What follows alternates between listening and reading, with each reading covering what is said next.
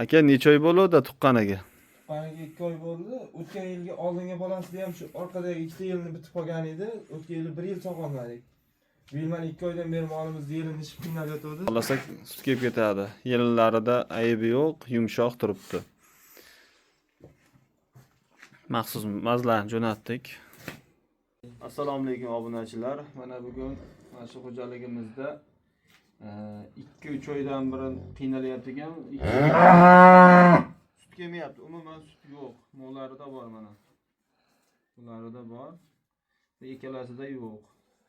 Negaki ichiga bez tushib qolibdi. Hozir shuni ochamiz. O'zini maxsus kateteri bor, kesadigan. Shu yordamida ochamiz. Mana o'tib oldik. Mana bu yerda to'siq bor. Shu to'siqni mana o'tkazamiz. Qiyinchilik bo'lyapti o'tkazish. O'tdi mana. Ko'rishlaring mumkin. Endi ichini kesib olamiz.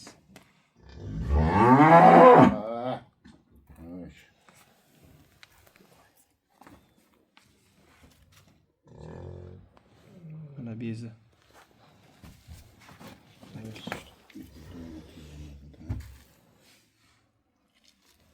Yo'lini ochib oldik ana.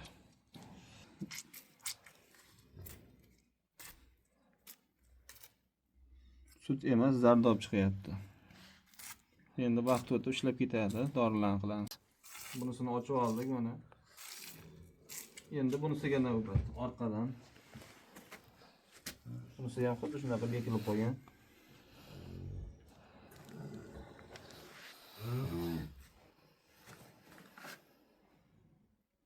Ishlaymiz, yana tiraldi mana.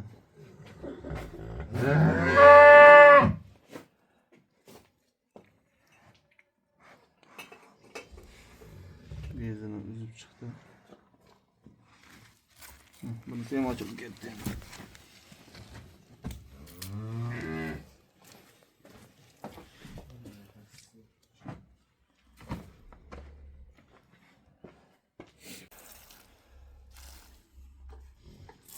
Ko'rishlaring mumkin, ochildi. Bunisi ham ochildi. Bulardan sut keladi mana. Yerga sog'mang deyishadi mana. Bu suvga o'xshab kelyapti albatta. Ko'rishlaring mumkin, zardob. Iste'molga yaroqsiz. Chunki 2 oydan sut bermagan, ochib berdik yelinni bo'shatib olamizda mana. Ko'rishlaring mumkin. O'ziga maxsus smes kodi bor, shundan jo'natamiz. Yelin bitib qoldi.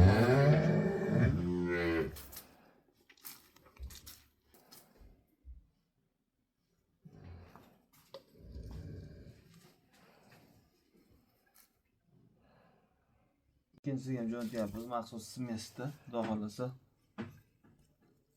Bo'ldi.